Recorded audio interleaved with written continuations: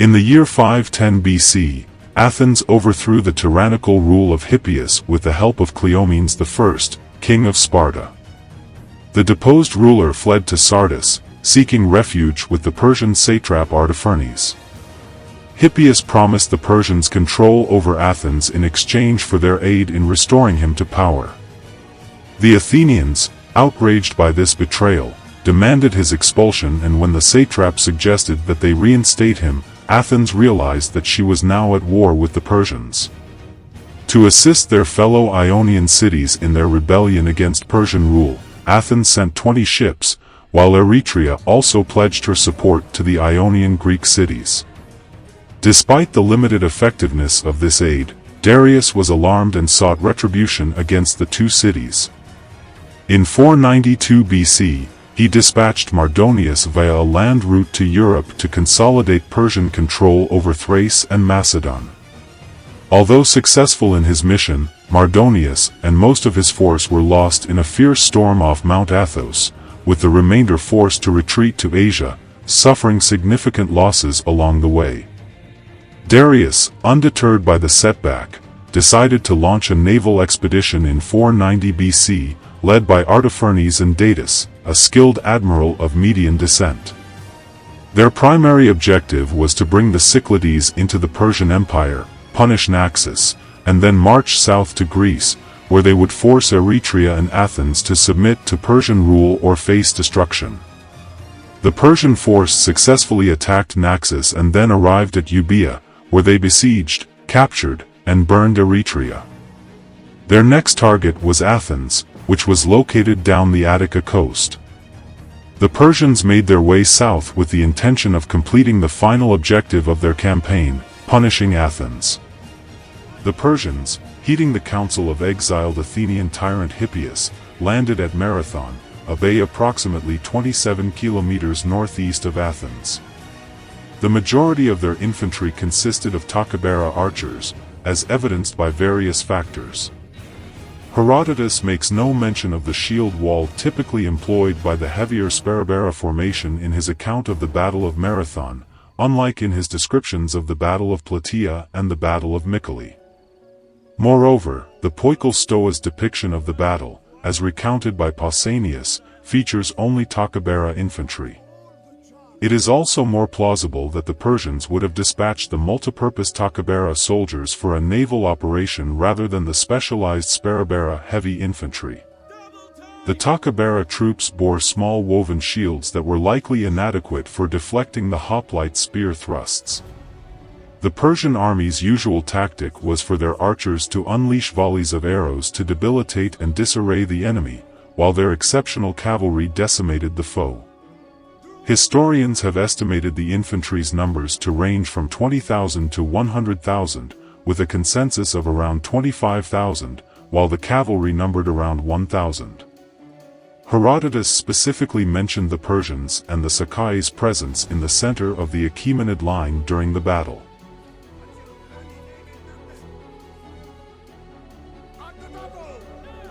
The deadliest enemy that a hoplite had to face in battle was panic.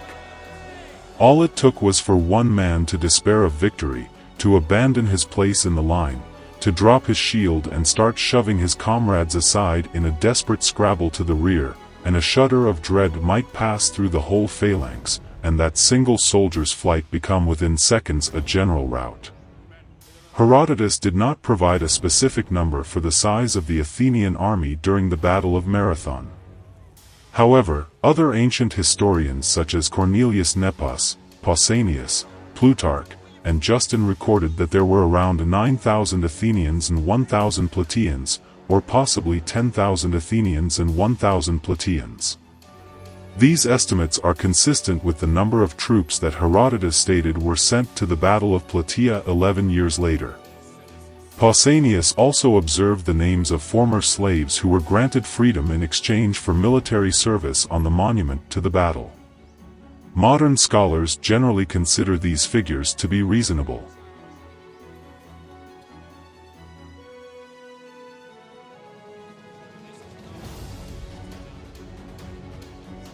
From the moment the fall of Eretria became known, a succession of fierce debates had taken place in the Athenian assembly. Some were for sitting tight and holding city against siege. Others, Miltiades in particular, insisted that citizen army should go out and fight. When the news of Marathon landing reached Athens, it was Miltiades' policy which won the day. A famous resolute, to take provisions and march, was approved by the assembly. So the heavily armed infantrymen of Attica set along the quickest route to Marathon, through the Hemedespentel Gap and along with coast. The war archon was Callimachus of Aphidna. Miltiades served as one of the 10 divisional commanders. In the Battle of Marathon, the Athenians faced several disadvantages strategically.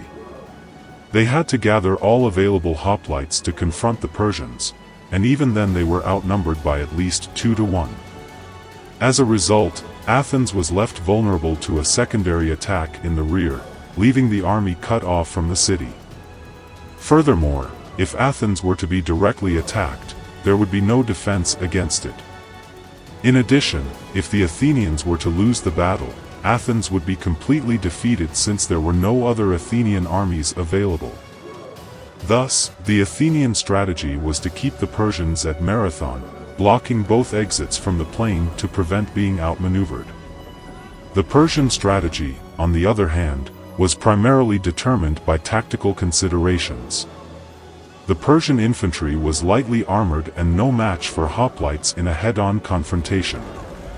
Since the Athenians were in a strong defensive position at Marathon, the Persians hesitated to attack them head-on. Persian also hoping to gain support from the pro-Persian party in Athens. For days, the two armies faced each other, motionless and unresponsive. Neither the Spartans or the pro-Persian party in Athens showed any signs of action. However, on the night of August 11th to 12th, under the cover of darkness, Commander Datis and most of the cavalry left their camp. Datis and Artaphernes did not expect their opponents to risk an attack without their archers or cavalry, so when the Athenians did so, the Persians were caught off guard. Some Ionian scouts, who served with the Persians, noticed the absence of the cavalry and slipped across to the Athenian lines to deliver a message that became famous: the cavalry were away. This was the moment Miltiades had been waiting for. If his spy's intelligence was correct, the Persian task force had been divided, with a holding force advancing to distract the Athenians while the cavalry was being clandestinely embarked far to the rear. Miltiades urgently called for a council of war and implored his fellow generals to vote for an immediate battle. He argued that there would never be a better chance for victory, as the invaders' army was divided, and all but a skeleton force of its cavalry had left. 4 of Miltiades' 9 fellow generals agreed, but the other 5 were appalled at the prospect of attacking the Persians on open ground without archers, cavalry, and with overwhelming numerical disadvantage. The casting vote lay with the war archon, Callimachus, who had consistently shown deference to Miltiades' expertise in warfare. He sided with Miltiades, and the order was given to join the battle at dawn. Throughout the Athenian camp, men were awoken with news that they would be advancing against an enemy that had never before been defeated by a hoplite army in open combat, and whose very name was enough to send shivers down the spines of any Greek. However, if they wanted to avoid their obliteration, and that of their families and city, they had to summon every last bit of physical and moral strength and courage. Slaves brought out their armor, transforming the Athenians into fearsome automatons of bronze. The hoplites took their positions in the battle line, standing alongside their fellow citizens from their demes, thirds, and tribes. In short, the Athenians were faced with a daunting task, but they knew that this was their best chance to fight back and protect their city. With their armor gleaming, shields raised, and spears at the ready, they prepared to meet their fate on the battlefield.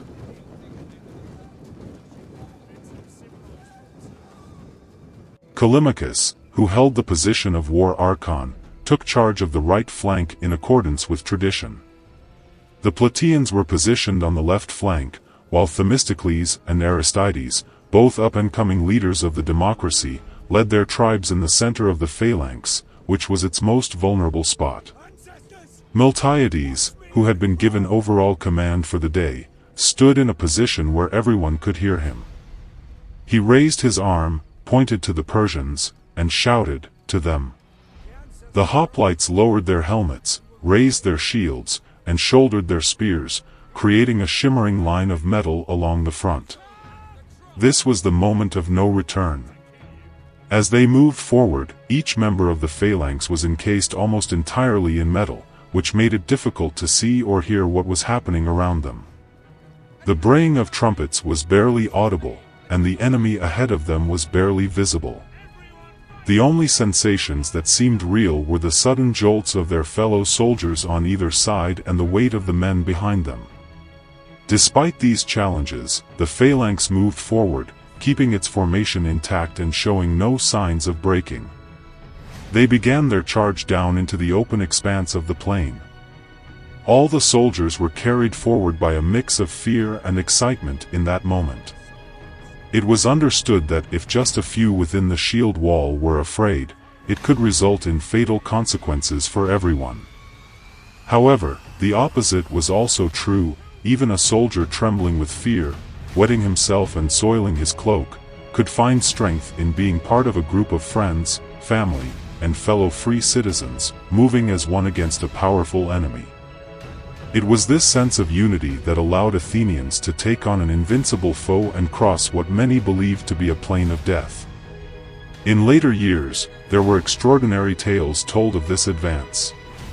Some said that the Athenians ran the entire mile towards the enemy, as if they were more than human to have dared to attack the Persians for the first time. However, it was impossible for a hoplite, who was weighed down by the full panoply of about 70 pounds of bronze, wood, and leather, to run that distance and still have the energy to fight effectively. There was no shouting or battle song, as they needed all the breath they had to move forward. Even in the relative cool of the early morning, the sweat mixed with dust raised by thousands of feet, causing the advancing hoplites' vision to be half-blinded, and stinging their eyes. It became increasingly difficult for them to see the enemy ahead of them, with their outlandish dress, reaching for their weapons, and the expressions of glee and disbelief on their faces.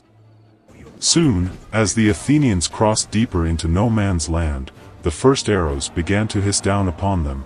Then, raising the monstrous weight of their shields to protect their chests, the hoplites did at last begin to run. Simultaneously, as though the phalanx were some ferocious cornered creature, stiffening its bristles as it turns to face its foe, those in the front three ranks lowered and aimed their spears, in preparation for the coming collision. By now, with some 150 yards still to travel, a storm cloud of arrows and slingshot was breaking over them, thudding into their shields, bouncing off their helmets, striking the odd hoplite in the thigh or through the throat. But still the Athenians, braving the black rain, only quickened their pace. Those of the enemy directly in their path had already begun scrabbling to erect wicker defenses, as they realized, to their horror, that the wall of shields and iron-tipped spears, far from providing easy pickings for their bowmen, as they had at first imagined, was not going to be halted. 100 yards, 50, 20, 10. Then, as the Athenians' war cry, a terrifying ululation, rose even above the thundering of their feet upon the dry earth, the cacophony of clattering metal and the screams of the panic-stricken enemy, the phalanx crunched into the Persian lines. The impact was devastating. The Athenians had honed their style of warfare in combat with other phalanxes, wooden shields smashing against wooden shields, iron spear tips clattering against breastplates of bronze. Now, though, in those first terrible seconds of collision, there was nothing but a pulverizing crash of metal into flesh and bone, then a rolling of the Athenian tide over men wearing, at most, quilted jerkins for protection, and armed, perhaps, with nothing more than bows or slings. The hoplites' ash spears, rather than shivering, as invariably happened when one phalanx crashed into another, could instead stab and stab again, and those of the enemy who avoided their fearful jabbing might easily be crushed to death beneath the sheer weight of the advancing men of bronze. Soon enough, on the wings of the Persian army, men were breaking in terror, streaming back across the plain, as the Athenians, skewering and hacking, continued their deadly work. Only in the center, where the force of the phalanx's impact had been much weaker, did the invaders have the better of the fight, withstanding the collision and then slowly pushing the hoplites back. Here was where the invaders' best troops had been stationed, the Persians themselves, more heavily armored than most of the other levies, and the Saka, those brutal fighters from the far-off eastern steppes, their axes perfectly capable of cleaving a hoplite's helmet or smashing through his chest. Yet already the Athenian wings were wheeling inward, attacking them on their flanks, reinforcing the hard-pressed tribesmen of Aristides and Themistocles, so that soon the Persian center too began to crumple and the slaughter grew even more incarnadine. It was then that the few Persians and Saka who were left joined the general rout, and fled for their ships, some miles back across the plain, stumbling in the sands. They were pursued by the Athenians, exultant in their triumph, but half disbelieving it too, thoroughly dazed by the manner in which Pan had kept his word. Yet, if the battle was won, the victory was still far from decisive. The necessity of the two Athenian wings to finish off the battle in the center had given plenty of time to the sailors manning the Persian fleet to prepare their ships for departure, and to start hauling aboard the panic-stricken levies as they milled among the shallows. True, many of their comrades had been crushed in the general stampede, or else had floundered in a great marsh that stretched northward from where the Persian ships had been beached, drowning there in such vast numbers that it was estimated later to have been the site of the deadliest slaughter of all. Yet, while Datis and Artaphernes kept control of their fleet, they remained a menace, and Miltiades and his men, powerless to deal with those ships that had already embarked, were naturally desperate to capture or burn any still remaining on the sand. The fighting on the beach, then, was as ferocious as at any stage in the battle, and, for the Athenians, just as fatal. One hoplite, reaching up to seize the stern of a ship, had his hand hacked off by an axe, and fell back spraying blood from the fatal wound. Callimachus, the war archon, was also killed, so too one of the tribal generals. 7 ships were ultimately secured, but all the rest succeeded in pulling away. The road to Athens may have been blocked to the Persians, but not the sea. And what of the ships containing the cavalry that had embarked before the battle? The question haunted the Athenian high command. Even as they waded back past the corpses bobbing in the shallows and gazed across the plain in the direction of their city, the weary hoplites could see, glinting from the slope of Mount Pentelicon, the flashing of a brightly polished surface, deliberately angled to catch the rays of the morning sun. It was clearly a prearranged signal, and one that could only have been intended for the Persian fleet, somewhere out to sea. It was impossible to know its precise meaning, but every Athenian guessed at once that it spoke of treachery. Consternation swept through the ranks. 26 miles away, their families and homes still lay wholly undefended. Exhausted, sweat-soaked and blood-streaked, they had no choice but to head back at once for Athens, as fast as their legs could take them. It was not yet 10 in the morning when they left the battlefield. By late afternoon, in an astounding display of toughness and endurance, they had reached their city. In the nick of time, too, for soon afterward the first ships of the Persian fleet began to glide toward Phalerum. For a few hours they lay stationary beyond the harbor entrance. Then, as the sun set at last on that long and fateful day, they raised anchor, swung around, and sailed eastward into the night. The threat of invasion was over.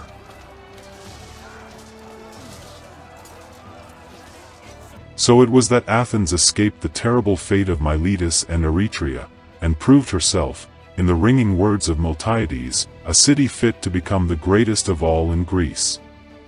At Marathon, her citizens had stared their worst nightmare directly in the face, not merely that the Athenian people might be transplanted far from the primordially ancient soil that had given them birth, from their homes, their fields, their demes, but, even worse, that their bloodlines, amid hideous scenes of mutilation, might be extirpated. Every hoplite fighting on that day must have known that the great king, incensed by the Athenians' oath-breaking, had ordained for them that most terrible of all known acts of vengeance, the castration of their sons. Had the Athenians, perhaps, in their darkest imaginings, dreaded that the gods themselves might uphold this ghastly sentence? Athens had indeed betrayed her promises of loyalty to Darius, and it was the habit among the Greeks when they swore an oath to stamp upon the severed testicles of a sacrificial beast, and pray that their progeny be similarly crushed if they went back on their word. By charging the enemy at Marathon, the Athenians had, in effect, steeled themselves to put this most terrible of all their fears to the test, and had resolved it spectacularly. When the news was brought that Hippias, dashed of all his hopes, had expired of disappointment en route back into exile, it merely confirmed what everyone already knew, that no one after Marathon should stake his future on there being a tyranny in Athens again. Everyone was in favor of rule by the people now. Or at least in favor of rule by the people who had won the famous victory, the farmers, the landed gentry, the armor-owning stock. 192 of them, it was discovered, had died in the battle, and to these heroes of Athenian liberty a unique honor was accorded. No tombs in the Ceramicus for them; instead, for the first and only time in their city's history, the dead were buried, as a tribute to their courage, on the very field where they had fallen. A great tomb was raised over their corpses to a height of more than 50 feet, and marble slabs listing the names of the fallen were placed along its sides. Not even the haughtiest of noble dynasties could boast of anything to compare. Mingled with the dust they had fought so courageously to defend, the dead were to lie buried together, without class or family distinctions of any kind. They were citizens, nothing less and nothing more. What prouder title than that of Athenian could possibly be claimed? Athens herself was all.